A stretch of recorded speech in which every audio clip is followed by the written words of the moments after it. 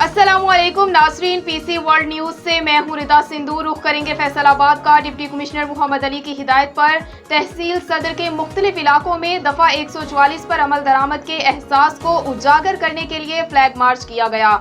हमारे नुमाइंदा खुसूसी गुलाम दस्तगीर की रिपोर्ट के मुताबिक असिस्टेंट कमिश्नर सदर उमर मकबूल, पुलिस अफसरान, डॉल्फिन फोर्स और कानून नाफिज करने वाले दीगर इदारों ने फ्लैग मार्च की क़यादत की, जो तहसील सदर के मुख्तलिफ इलाकों से गुजरा।